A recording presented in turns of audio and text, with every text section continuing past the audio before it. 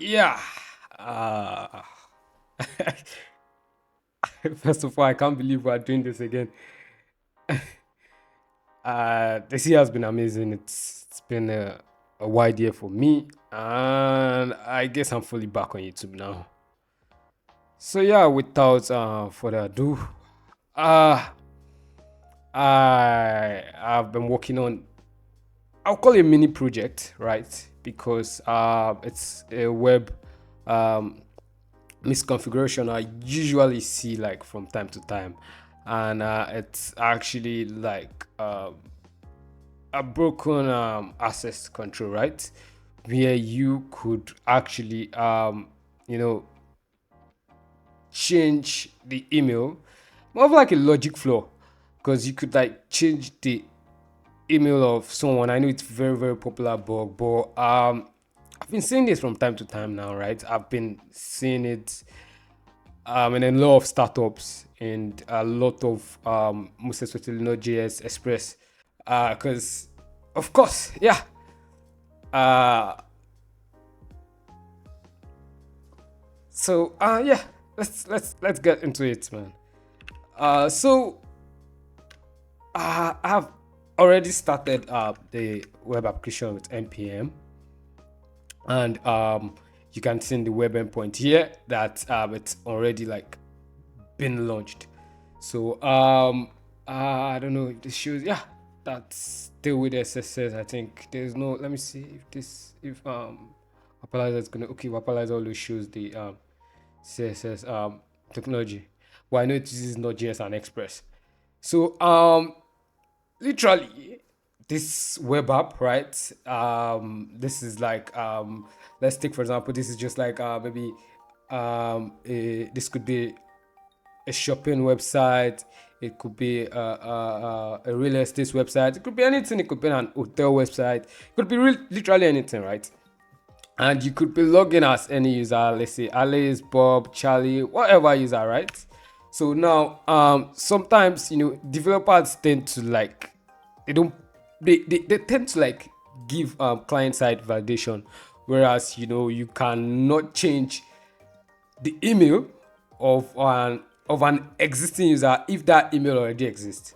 Now, what I mean is, for instance, let's say I pick user one, which is Alice, right? And I want to change user one email to Bob. So if I copy this, right, and I paste this here, and I hit update email, you're gonna see email already exists. So this is probably like normal, right? If an email already exists, normally you should actually tell me, yeah, that email exists, and you cannot change your email to an email that already exists, right? Now, this only happens client side. Some developers do this check client side, meaning they tend to like create a client side check that actually checks if it gathers the whole email from the website and then checks if this actually this email exists, yes, this email exists, yes. But what about the server side? What is happening on the server side? Are you doing client side checks on the server side? Are you making sure that the user ID is being attached to the email? Also, are you making sure that emails that already exist on the server are not being actively changed? I mean, people can still, there are a lot of bugs that bypass client side checks, right? And still go direct down to the server side. So yeah. So let's take for example now I want to change Alice, right? We already know that Bob at example.com already exists here, right? I could do something like let me say test, and that will actually work. Yeah. So you can see I got a verification code sent to test at example.com, and this is the verification code. Old email Alice, new email test, and the user ID is one. So this is how it is meant to work. But what if I actually, let's say for example, test at example.com now exists, right? And I want to change it to Bob. Yeah, let's do that. So after navigating to Bob Street, right, I could go ahead to my intercept tab, update email. I think this should actually bring, yeah. Okay, let's just put, let's select user, yeah, test. So let's take for example, I'm gonna come here, yeah. So I should be able to like see this here now, right? We got user ID one, test@example.com. It's get the users first, get slash API slash users. Okay, so let me just send this over to Repeater, right? So for instance, let's say I want to let's try to play with this, right? So for instance, test@example.com already exists, right? Okay. Now, what if I try to, because this is server side, this is happening, this is actually client side. Now this is server side because it's happening in like an API endpoint, right? So let's say I want to change it to like Bob, right? Let's see what happens there. You can see verification code sent to bob@example.com, old email test@example, new email Bob. Now if I refresh this, let's see what happens. You can see bob@example.com, bob@example.com. Now this is like a typical account takeover because I can actually now log into Bob's account with the password, right? With whatever password was given here or verification code, right? So I could actually use this now to like, maybe view, maybe book maybe a room for Bob if it's an hotel service website. If it's an hospital website, I can try to like book myself ahead of the time. There are a lot of flaws or risk behind this. So I would actually put this as critical, right? Because I see this from time to time in most web applications, and I feel like this is something developers need to look into, right? And I feel like it's I won't say this happens to like mostly vibe coded apps, but I've been seeing this a lot on recent engagements where user ID are not literally tied to this, right? To the email, and this actually like tend to like happen. So I think let's try to like change user ID to 3. Let's see if what happens there. Yeah, user ID 3. Now I'm gonna go back here and reload, and you can see. So everybody here now uses bob@example.com, which is really funny, right? So there's client side checks, like for instance, if I try to user 3 and I try to change user 3 to Charlie, right? It is gonna work actually. Yeah. So there's client side check, right? But if I try to change user 3 back to Bob, right, you're gonna see that that's not working because email already exists. So which is actually cool stuff, right? I mean, you can clearly see the risk now.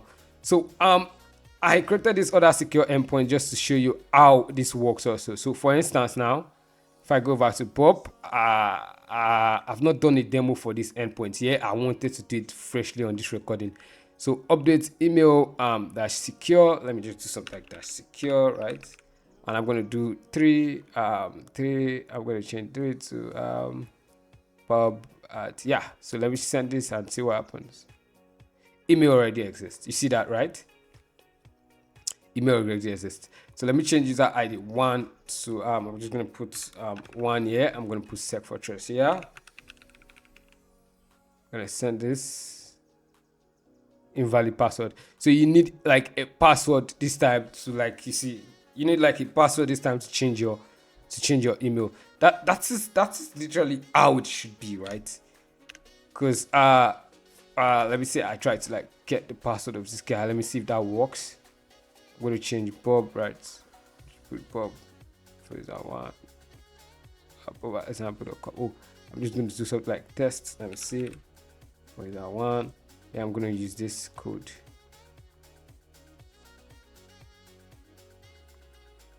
Okay, I'm going to use this. Let me see if that code right works.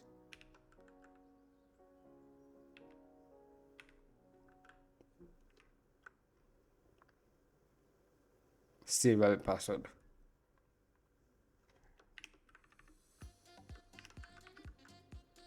Okay, let me see what I used for the password, right? It's gonna come over here.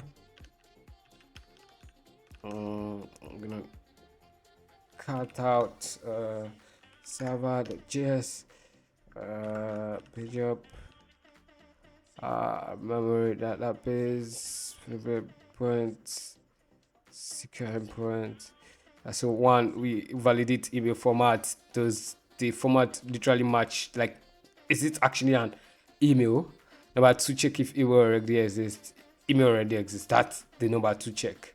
So let's say, for example, now if I wasn't like giving a valid email format here, like I was actually giving something like let's say let me put full stop here and see if that works. Okay, that works. Okay, let me remove the ads, right? Invalid email format. Yeah, so you see. So that's we bypass number one and two check, right? Email does not exist, and valid email format. Number three, verify user exists, right? So if the user ID exists, it tells you user not found. So verify password, simply check hashed password. So current password is 123. So password 123. I'm just gonna come over here and put that in also. Current password, yeah. Okay, so I'm just gonna go back here. I'm just gonna put ads here. Ads. Yeah, I'm just gonna put comma here. I'm just gonna go current password. I'm gonna press this inside here. Put this here. I'm gonna put this here. I'm gonna send this and see. Invalid password still. Correct password. If correct password, the password was it? Invalid password.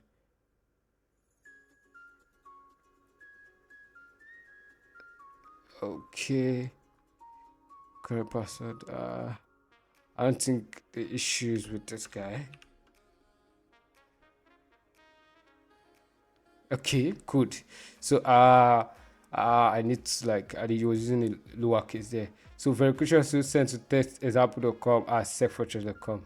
So you can clearly see that once the password number one user ID matches, email matches, current password. So it's using the user ID before. If you realize I used test@example.com before. So it sends like the verification code to test.example.com and secfortress.com. So if I don't have the valid password for this user, I can't change the password of Secfortress. So I don't know, but this actually, you see, this actually is a way to to educate developers and users on how I think the email workflow, especially when it comes to like changing emails on websites. Sometimes I see fear in developers whereby they actually, in fact, they like put a how do I call it? They put like a front end, blocker, whereas you can't even change the email at all. So like the email parameter is not editable. But they forget that client side it's actually might be editable, because if I can see the request for user ID, therefore I can definitely just add an email parameter like I did here. I can just add an email parameter, send, and get the email changed. So this is something I hope developers actually look out for. I just wanted to put something out here on YouTube. I mean, you'll be seeing more videos like this. I think I'm gonna call it Web Diary series or something like that. But yeah, you'll be seeing more videos like this, and yeah, I hope I'm definitely educating someone out there. So yeah, thank you for watching. See you on the next video.